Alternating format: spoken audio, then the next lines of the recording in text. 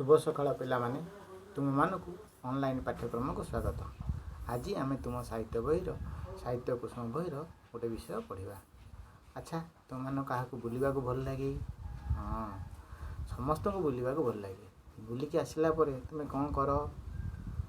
तुम्हें जो जो सब जगह देखिल से गुड़क आसी तुम सांगसाथी घरे थिबा अन्य लोक मान आगे जेजे जेजेमा कका खुड़ी एमानक सब पखाणी था। सेमती आम बहीरे तुम बहीरे गोटे विषय अच्छी जगह अच्छी बुलिया जाइछन्ती। तार बुलिया जाइछन्ती सनातन पंडा। तार नाम है जापानर अनुभूति। आस से विषय आम आज पढ़ा। समस्ते तुम साहित्य बहीर 47 पृष्ठा बाहर कर।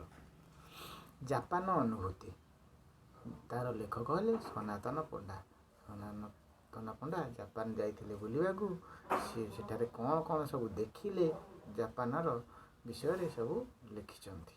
से विषय आस पढ़ा। जापान जापान है भारत रहा ये, जापान रहा ये। एते दूर आम जा केमिति बा लेखक जे सनातन पंडा जाइथिबे केमिति? एरोप्लेन रे जाइथिबे।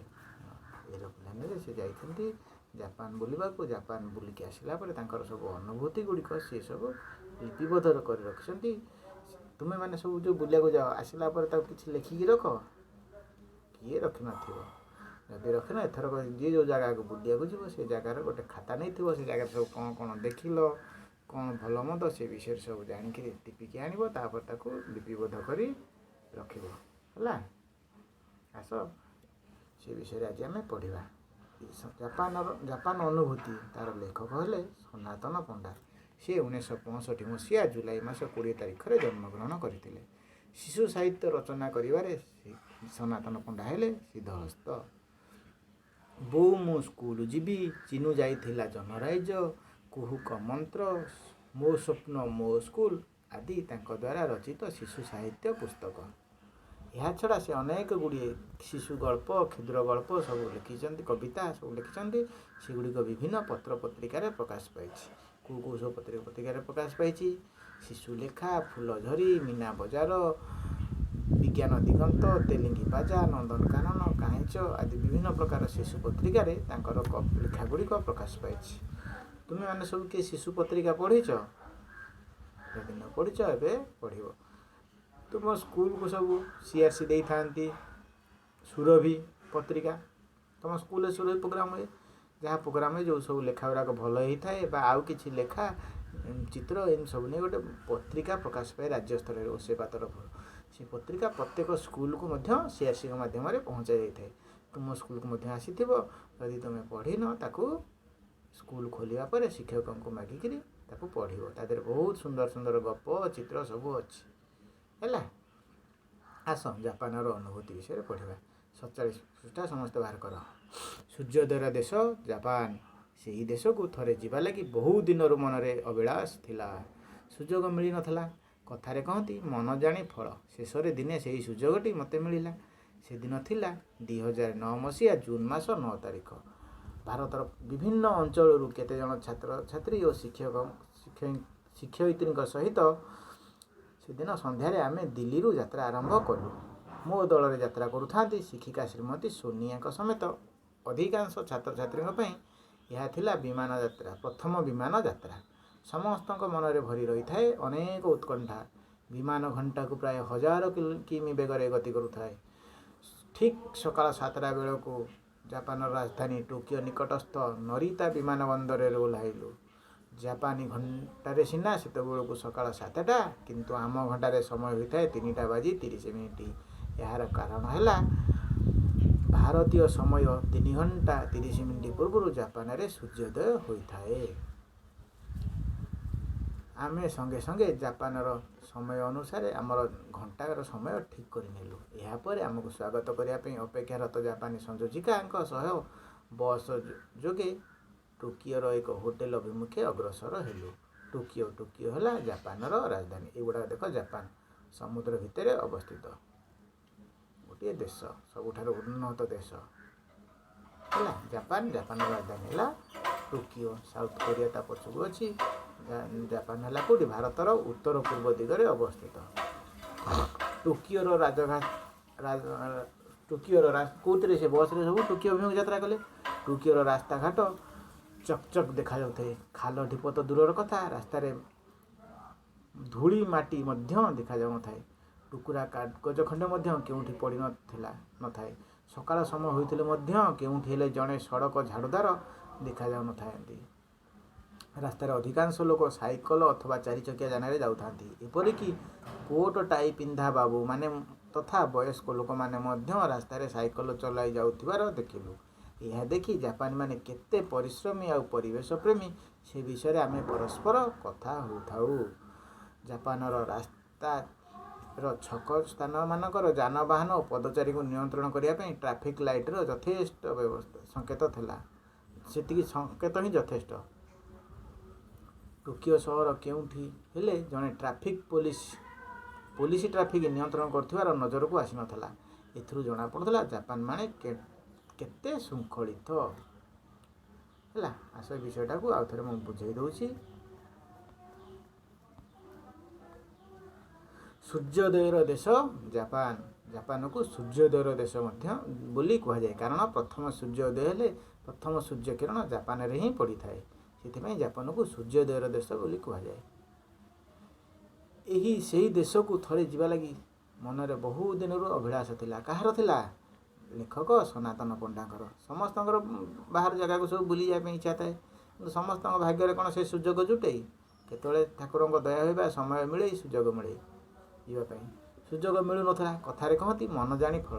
ଶେଷର ଦିନେ ସେହି ସୁଯୋଗଟି ମୋତେ ମିଳିଲା। ମୋତେ ମିଳିଲା ମାନେ ଏଠି କାହାକୁ ମିଳିଛି? ଲେଖକଙ୍କୁ ମିଳିଛି। ସେଦିନ ଥିଲା 2009 ମସିହା ଜୁନ୍ ମାସ 9 ତାରିଖ। ଭାରତର ବିଭିନ୍ନ ଅଞ୍ଚଳରୁ କେତେକ ଛାତ୍ରଛାତ୍ରୀ ଓ ଶିକ୍ଷକ ଶିକ୍ଷୟିତ୍ରୀ ବୁଲିବାକୁ ଯାଉଥାନ୍ତି। କେଉଁଠି ବୁଲିବାକୁ ଗଲେ? ଷ୍ଟଡି ଟୁର୍ରେ ବାହାରିଲେ ଜାପାନ ଯିବା ପାଇଁ। ସେ ଦିଲ୍ଲୀ ବିମାନ ବନ୍ଦରରୁ ଯାତ୍ରା ଆରମ୍ଭ କଲେ।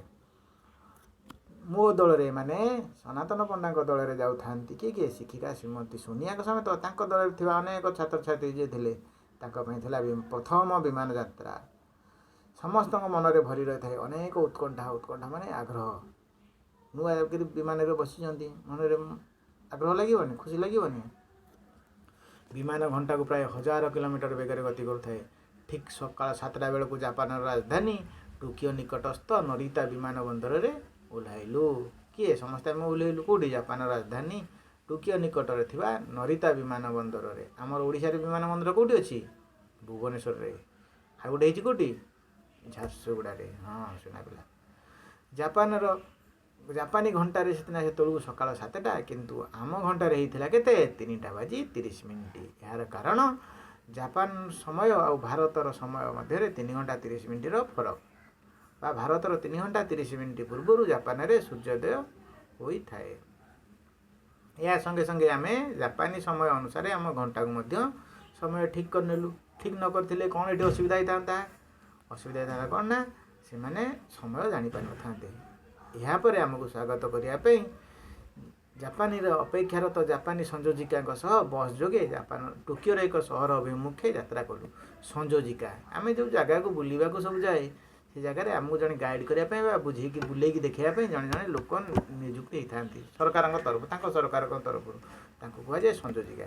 ତୁମେମାନେ ନଜର କରିଥିବ, ଯେତେବେଳେ ପୁରୀ ଯାଅ, ବାହାରୁ ଯେଉଁ ସବୁ ପର୍ଯ୍ୟଟକ ଆସିଥାନ୍ତି, ମନ୍ଦିର ଭିତରେ କିଛି ଲୋକ ଥାନ୍ତି, ତାଙ୍କୁ ଗାଇଡ଼ କରି ନେଇଥାନ୍ତି ଆଗରେ ଦେଖେଇ ଦେଇକି, ବାବୁ ଏଇପଟେ ଆସନ୍ତୁ, ଏଇଠି ମୁଣ୍ଡିଆ ମାରନ୍ତୁ, ଏଇଠି ଅମକ ଠାକୁର, ସେଠି ସମକ ଠାକୁର, ଏଠି ମୁଣ୍ଡିଆ ମାରନ୍ତୁ, ଏଠି ମୁଣ୍ଡିଆ ମାରିଲେ ଏଇଆ ହେବ, ସେଠି ମୁଣ୍ଡିଆ ମାରିଲେ ସେଇଆ ହେବ, ଏମିତି କହି ଦେଖେଇ ଯାଉନଥାନ୍ତି। ଏଠି ଏଇଥିପାଇଁ ପ୍ରସିଦ୍ଧ, ଏମିତି କରୁନଥାନ୍ତି। ସେଇମାନଙ୍କୁ କୁହାଯାଏ ସଂଯୋଜିକା ବା ଗାଇଡ଼। ଜାପାନରେ ମଧ୍ୟ ଆମକୁ ବୁଲେଇକି ଦେଖିବା ପାଇଁ, କାରଣ ଆମେ ସେ ଜାଗାକୁ ନୂଆ, ସେ ଜାଗା ବିଷୟରେ ଆମେ କିଛି ଜାଣିନେ। ସେଠି ଜଣେ ସଂଯୋଜିକା ଥାନ୍ତି, ସେ ଆମକୁ ବୁଲେଇକି ନେବା ପାଇଁ ଗୋଟେ ହୋଟେଲକୁ ନେଇକି ଗଲେ, ବସ୍ରେ ହୋଟେଲକୁ ନେଇକିରି ଗଲେ। ତାପରେ ସେ ଆମକୁ ସବୁ ଯୁଆଡ଼େ ବୁଲେଇକି ଦେଖିବେ। ଆଉ ଦେଖ, ଜାପାନର ରାଜଧାନୀ ଟୋକିଓ। ଆମ ଭାରତର ରାଜଧାନୀ କ'ଣ? ଦିଲ୍ଲୀ। ଠିକ୍ ଅଛି। ଟୋକିଓର ରାସ୍ତାଘାଟ ପୁରା ଚକଚକ୍ ଦେଖାଯାଉଥାଏ। ଖାଲ ଢିପ ତ ଦୂରର କଥା, ରାସ୍ତାରେ ଧୂଳି ମାଟି ମଧ୍ୟ ଦେଖାଯାଉନଥାଏ। ପୁରା ଏତେ ପରିଷ୍କାର ଆଉ ନିଟ୍ ଆଣ୍ଡ କ୍ଲିନ୍। ଟୁକୁରା କାଗଜ ଖଣ୍ଡେ ମଧ୍ୟ କେଉଁଠି ପଡ଼ିନଥାଏ। ଏଇଠି ଦେଖ, ଏଠି ମାନେ ବସି କ'ଣ ମିଟିଂ କରୁଛନ୍ତି ବା କ୍ଲାସ୍ ରୁମ୍ ଭାବ। କିନ୍ତୁ ତୁମ କେତେ ପରିଷ୍କାର ଅଛି ଦେଖୁଛ, କିନ୍ତୁ ତୁମମାନଙ୍କର କ୍ଲାସ୍ ରୁମ୍ କ'ଣ ସବୁ ଅପରିଷ୍କାର କରି ପକାଇ ଦେଇଥାଉ। କାହିଁକି? ଏ କାଗଜ ଚିରିକିରି ସବୁ ଚିରି କରିକିରି କିଏ ରକେଟ୍ କରି ଫୋପାଡ଼ିଲାଣି, ତ କିଏ କାଗଜ ଅଧା ଚିରି ଫୋପାଡ଼ି ସାରିଲାଣି, ଚିତ୍ର ଅଧେ କରି ଫୋପାଡ଼ି ଦେଲାଣି। କିନ୍ତୁ କିନ୍ତୁ ଦେଖ ସେ ସବୁ ପୁରା ପରିଷ୍କାର ପରିଚ୍ଛନ୍ନ କରି ରଖିଛନ୍ତି। ଏଇଟା ସୁନ୍ଦର ଲାଗୁଛି ନା ଅଳିଆ କଲେ ସୁନ୍ଦର ଲାଗିବ? ଯାହା ସୁନ୍ଦର ଲାଗିବ ସେଇଟା ତୁମେ ଚିନ୍ତା କରି କହିବ, ଆଉ ସେଇଆ ହିଁ କରିବ। ସକାଳ ସମୟ ହୋଇଥିଲେ ମଧ୍ୟ କେଉଁଠି ହେଲେ ଜଣେ ସଡ଼କ ଝାଡ଼ୁଦାର ଦେଖାଯାଉନଥାଏ। ରାସ୍ତାର ଅଧିକାଂଶ ଲୋକ ସାଇକେଲ ଅଥବା ଚାରିଚକିଆ ଯାନରେ ଯିବା ଆସିବା କରିଥାନ୍ତି। କିଏ ସାଇକେଲରେ ଯାଉଥାନ୍ତି ବା ଚାରିଚକିଆ ଯାନରେ ଯାଉଥାନ୍ତି। ଏପରିକି କୋଟ ଟାଇ ପିନ୍ଧା ବାବୁମାନେ ତଥା ବୟସ୍କ ଲୋକମାନେ ମଧ୍ୟ ରାସ୍ତାରେ ସାଇକେଲ ଚଲାଇ ଯାଉଥିବାର ଦେଖିଲୁ।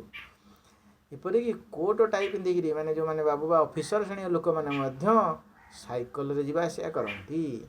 ଏଥିରୁ ଆମେ ଜାଣିଲୁ, ଏହା ଦେଖି ଆମେ ଜାଣିଲେ ବା ଦେଖି ଜାଣିଲୁ ଅନୁଭବ କଲୁ ଯେ ଜାପାନୀମାନେ କେତେ ପରିଶ୍ରମୀ ଆଉ ପରିବେଶ ପ୍ରେମୀ।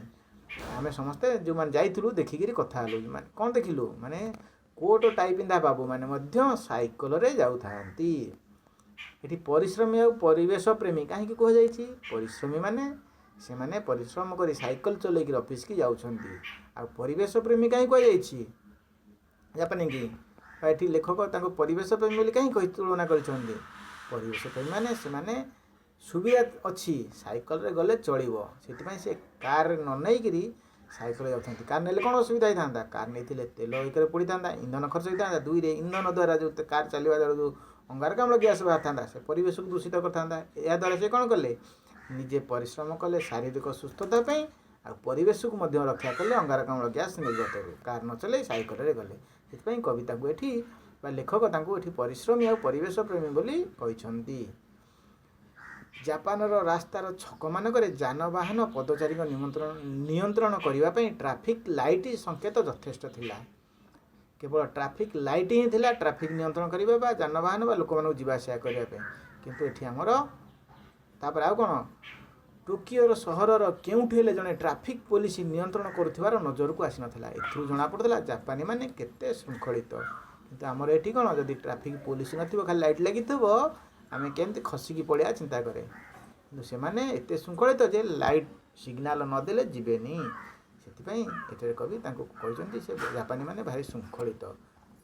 ହେଲା, ଆଜି ଏତିକି ପଢ଼ା ଥାଉ, କାଲିକି ଏଟାକୁ ପଢ଼ିକି ଆସିବ। ଏହା ବିଷୟରେ କିଛି ପଚାରିଲା ପରେ ଏହାପରେ ଆଗକୁ ଆଉ ପଢ଼ିବା। ରହୁଛି, ଜୟ ଜଗନ୍ନାଥ।